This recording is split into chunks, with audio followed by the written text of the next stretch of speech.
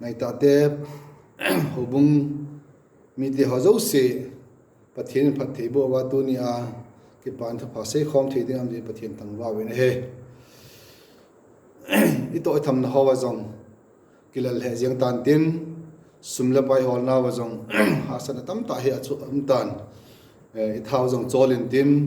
je ta le a thil chum chum zong min te hi zong na tu ni a pathian in phat thei bo wa hin khoi pe kin wa i cha teo zong ike sa thei wa inu te pa ti ho dinga zong ai kham khama sumla payang that thei wa a that thei lo tem zong lunglut ta hola ta le nai ton ho wa zong a hi thei pen pena yum thei jiwin pathian thang wa wen he chule pathian in apo sumla pai ho hi zong le pathian a dinga ta lin sunga dinga ta le i ho zo sia dinga ita bang mantin lai jin pathian tang wa wen he tu ni jin ka dinga thupi ding ai lo le sei khoma pathiana ki bil ki pathian nei na kit ding iti dang ai lo le pathian thu hi za jin angai to ki thanin Matthew bung som li chang som ni le nya pa na som thum na thum chu ka in vein hi chi hi in simu hitin chi jo pha le pathian ko ma taw na nei hotin abana ichi ding un he kai man han simin ka te Matthew bung som li chang som ni le li akipana chang som thum na thum sim nge hitipet chun kung chu dilin lailunga a omin hui ale lama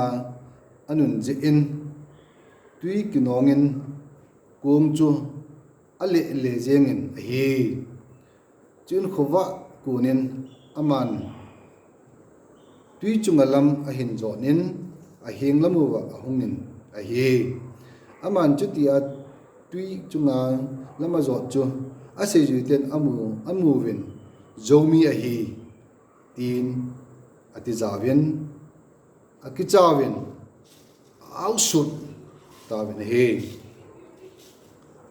somni sagina ahin jesun ahin ho pajen azauwa lungmong ta in umun keima kahi hi kichahi on ati chin peter in adon bunin pakai nang na hi le tui chunga na hienga ka hung na dingin thu nei pin ati chinaman hung tangem ati na hi le peter kunga kunin akum hlan tui chunga lam zonin jesu henga achi tai chang som thumna ahin la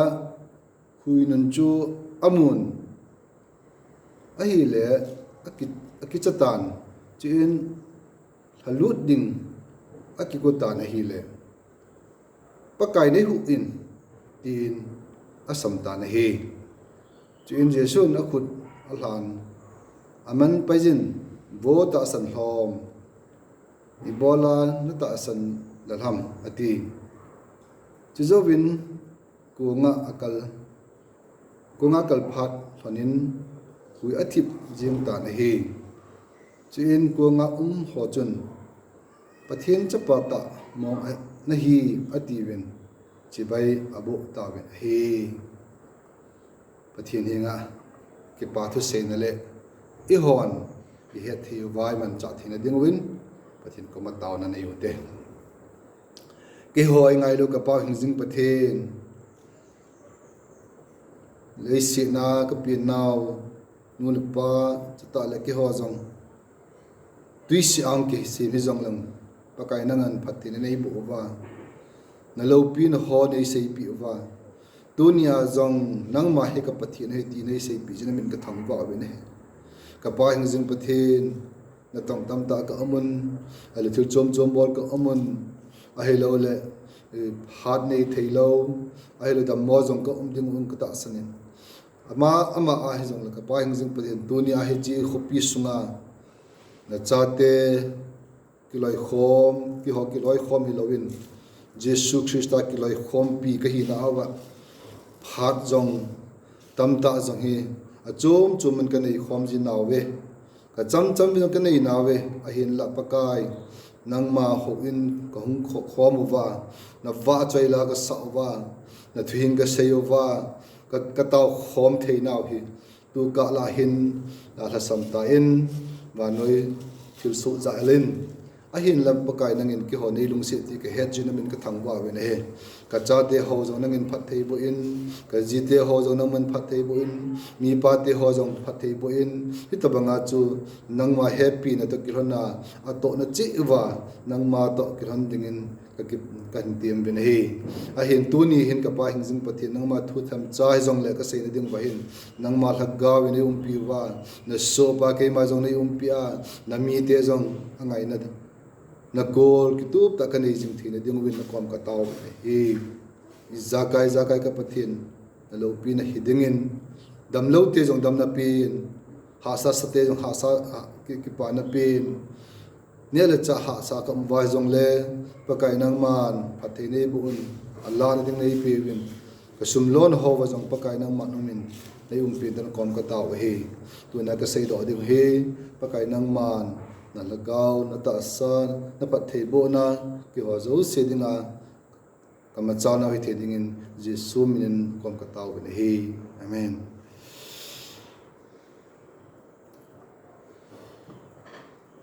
ka sa ta obumi te ho avelin salam ka in mod ne tu na se khom ding ka hin satan Matthew bung som li chang som ni apa sam thum cho hi hiza chun som ni li ajun ka hin pat no min he hichipet chun kong chu dilin lailung a omin hui ale lama anun ji in tui kinongin kong chu ale le jeng hi hi che phan he am ho ding a he ki cha jong ding he hen ha sa jong ding hen hi chi ma sangai he no chi mu cho hi le Jesu mi sang nga awa cho hi ne hi cha wa zo khun na ho ana chi win ku nga chuna kong sunga chuna solen am ho chu tui lai langa gilin langa chun a solen ama wang chu tawnan a chen he a hi le am ho chu sunga am tawin pha chung chi ki tan hi le zan lang hi tan ki pha chun ki ha het be se lo na pha hung hi pha nen ipakayu ji su chun tui chung chun hung lam tha in am ho lang chan jun ta ne he ya chu ki pe na chu kong chu ana che lu jam hai ta ji chun kong dang am lo ji sun man tui chung chun hung tui hin zon tui lam hin zon nin hi cha chun ahung nei phan hin a sei zu ho ana che ma sa ho hin a ki cha ta ne a ki cha win a ji chu zan lang hitan ipiham kimu thei tabang kimu thei lo tabang khat khung hin da hitan a hi le dui chunga mi him kha in hitabanga lam hin zo ding chu nang hin lang ke hi song leng ki cha ma ding hin he ko ma khat hung zong le ko hi za ki tin lai ding hi ai wangen hi chu ho ke chu lowa aman a chang si a chu a keng to a khut to ima yo si chi vanail chun diga gel dinga chun mi a hi ding chu thei lo in he ai la aman in hoin ke hi nung mong inumun atin he hi chu phat chun Peter hen ai le pakai nang na hi ya le ki jong tui chunga lam zo ding in thu nei pen atin he nang bol chu ai bol sa in ati he je pha chen pakai na sen hung tangem atin he chỉ phát chân Peter dùng chun bác cái ít thì không được thì lâu hè ít thì không được thì lâu hè mà dùng aliang hết giờ riêng này kamu cho hiệp buồn năng như thế nào buồn ai vào là đinh đàn cho Peter cho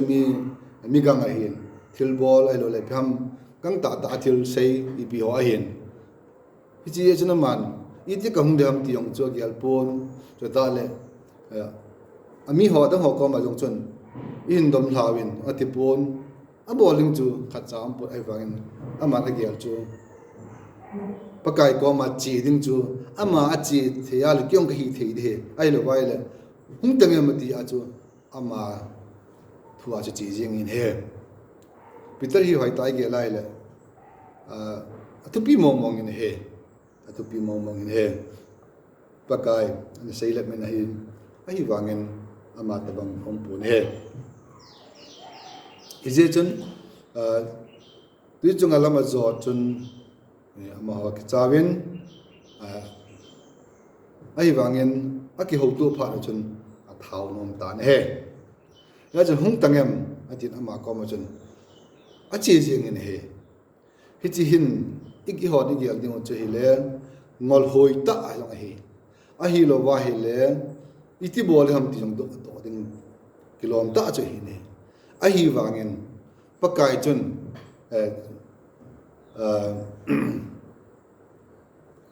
a hin ko ai lo le hung tang em ati phat chun sol cha pu chun a chom la ta ne he Peter chu mi bi ham hang san jong hin ai lo wai le gang jong hi ding da ne hin a chama cha chom la tan pa lam cha zon ta ne he pakai lam cha zon ta ne he aki gam chu gam gal hi lai jong le pakai to ma ni ke ka hi tham chakhat bang chu na lai ding ni chu ki ha mu thei lo am chu i ba na la chen tham khat bang chu ki khin jap ding hitin ka he en ka ta sanin ai wang sau ta chui lo ding he ai ni cha chu na man pakai cha ve na hi le a chi jing ni ko ham hi cha chu mu nga se yu de na mo vin ama na mun pakai na mu vin he ya chu pakai hung tangem ati chun ama chi jing ni he hi cha hen ken ka ga ki anom chu iti ka hung di ham ti jong se the he alen iti ka hi dam ti chuma ma ko ma hi ei ki han nang le a ki sei wa nga chu om de dan chu lungyal tam ta ki nei ding he a hi wangin aman ta san ta in pakai hung tangem ta chom la chi jing ni he chi Peter masat na ta le hon jong ipom dimu ai lo le pathina ki mo ngai ding he yo ki na hi ne ai jo pathin he nge ti chu aban bol ding mai chu na bol ti lo he nge ti le he nge ti chu hi ding he ai in alang khada sei ding ani na ding chun iga nung gat kin ai le Peter chun chom khat jo chun aga ge ra ke pi tui pi chunga kai ho ten ge lo ta ne ama sa chu apakai pa cha na he le adang mu lo he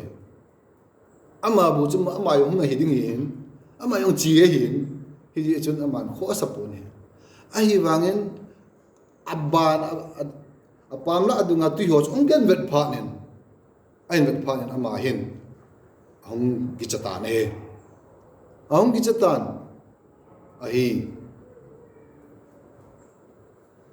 Yesu Krista ta san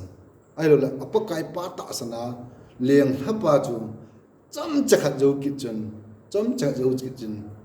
ama hen them khat ta san lalna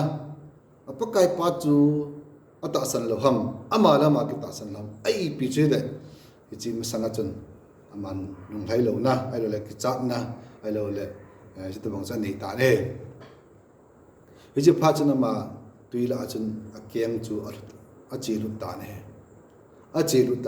adang am ta poi ama chu a thi ding bo wa ne ai tui chu bang len dil le na chu aman I ma cha hellowa alut kal se chu thi ding ai tai ai in wang ama na sei a thi lo na alo le pakai chu ma chun hunga amat ding chung ai nai ai wangin ama khun I ho dinga kun ivet dingu che hi le pakai ko pakai ni hu na ti ama sa chun kahung kum ding ham ke yong kahung thei ding ham ati ne khat na ani na chun achi achun avet le ama chu ong ki chata ne he ong ki chata ne he a hi wangin athum na chun pakai ni hu na ti ne tu ne ai hon ingai tu ho hi tunin Peter to hin ga su kop po ti minute nga hen lang minute som jong le hi ti ding jung ga hi sap le ama hu gam ta pakai ni hu in ati le pakai hu je ne hi chilaya chu ta sa ki mu wa ama jong mu ama pakai jong gam ta ama na hi tunin jong ta sa hi lo wa pakai la kaw am jing ne pakai hung tangem ati hung tangem tale hung tangem ati jun aman azuyen achepi payen he achepi payen he ayen hi che chu tuipi sei bang chu tuipi chunga amu phanin a hi ati zan hi le ama chung gi chatai imino keizong nangjong imino ingai tu na ho pakaya kuna ilado phalle ihon thildang aki ve hitan hi thildang chu I hodinga apa pen hi lo hi tui pi chunga ko ham tu ni ge ya pakai le ase zui Peter tilo ko ham adang achina koi ma cham lo ai wanga hi chimi pa yong chun ta elo thanom ta pakai ata san wanga chu anaki he do ma ne e ho chu ama ho sa nga chu na sa ta anu kha zo hi ben Peter pan sa nga chu ho I ha pan ngai ne ji chu pakai ama chu I ho iki ngai na hi lo wa hi le pathin ni ho jo se he ngai lu nai pe bin a hi wangan hoi lai ham khana che I ho jo I chal ding wa de hi ya chu tui pi chu amu phanin atizan a hi le ama tui la alalum pai ta ni chu ai le kidang ta chu pakai agga ve na achin le avet lu phat ni de ham tui pi aga ve na chu aman ha sana tho hi kita yang pakai ni hu hingin atin asam ta na hi tu ni a he ke hi nang na hin ha san na ine yam ine hi le se chunga ha san na dum se ni hi chi ha san na le a hi lo le ingai tu khata chu pakai ko nam ki yong ko hi nam pakai ji ko hi nam ti a vela ise ki tingin igel ki tingin ki tiam bin he pakai am sa hin pakai chu ingai lu no wa anung ju hin ai wang akka la chu hoi lang iben wang hi chi vet tiang chun ha san ani hin hi chi ha san ani tiang chun ikilia wa pakai ko ma chu inung che ki hi nam ti ang iel ding he Peter wa chun nei hu in pakai nei hu in tin asam ta na hi atin he nei hu in tin sam ta na hi chu in jesun akut alhanin aman paijin bo ta san ho ibola na ta san dalham ati neu chakhat chom chakhat ahi wanga hi chu hin pi ding che pi ding choi ne pathinin engai luwin hum tangem ati jingge ati na hi le Peter ko nga konin akum hlan tui chungat lama zonin Jesu hin azon tai Peter chu ibana hele ibham Peter ilaga kitu he na khatin da isai mai the ei ni zat ve ke do am ai ni zat ve ke hi do pakai in izat ei hu do wang I chi nào in khu hi e ho I chama piang hi povin e ho I chama han hi povin sumla pai chama hol hi povin I mai zo si dam thein ho he pakai hong ko hin pathinin e ho ei lung si na win pathinin e ho ei ngai lu win hi a chu a chapa chang khat Krista chu e ho dinga en so le ne tu ni hin ka chapa ta hin hoi lam khana khat pen ki hu do ding hi han lang ka ki hu han ni nam pakai en wang e ho chu I bon chawai hu e je chun I to na ho I tham na ho han ni na ho han lang zong le pakai jen e ho hi hung tangem ai ti jong ai hung tangem ya chu Peter koma se mga chu wo ta san hlom ati pyo wang ta san hlom hi ve a hi wang pa ta san hlom hi wang wa chu pathian ji ta san phat le I hu ai ta lawin ama na bu ding he ta ne ra chu pathian na ke ngai tin pathian na ki bul phu tin tu ni a pathian ai pyo phat pha ho in ei ho khi hoi lai mun he zong le pakai an yo ai lung se ve yo e he ve ti ve lai se ding mo he hung tangem ma ti na hi le Peter ko nga ko nin akum hlan tui chunga lama zon nin Jesu hin a chi tai a hin la khuinun chu amun a hi le akichatan chu in thalut ding akikotan a hi le pakai ni huin tin asam ta nei pathian phat thei bu en hi cha yong chun e ho hin thil khat e bol khilwa I chi khilwa e bol ko te yong ai ro le mi khat ko ma nei ngai da mo ti sanga Krista ko ma nei ngai da mo ti sanga chu aba ni chi jiwin ai ro ikilip sa ni jangomin I hoi thon jangmin I lunghan na jangmin ai tam ta ne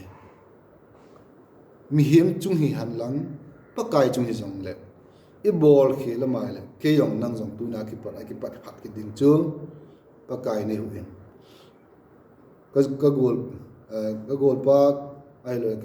ken king pa nei ngai da men hita banga I chi khom ding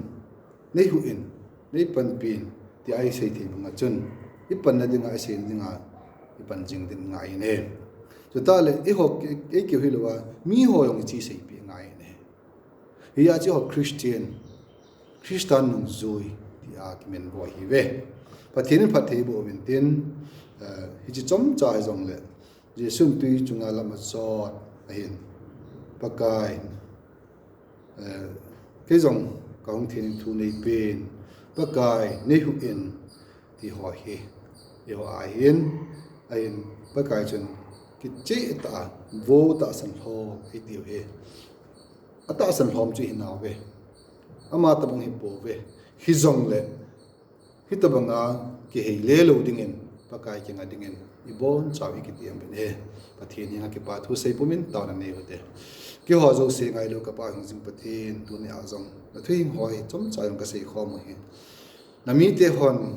a vela ka ve no wa them cha he zong le pakai nangman Peter ko ma na sei Peter nang ma ko ma sei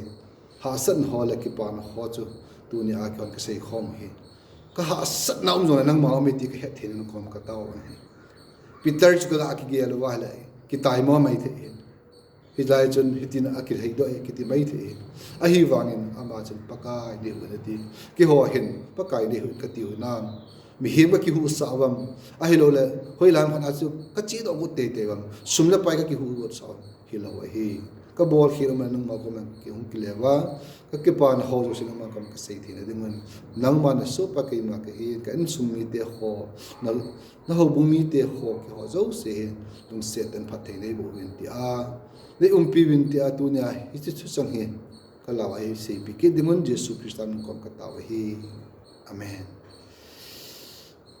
pathian phat thei bo in ibon chawin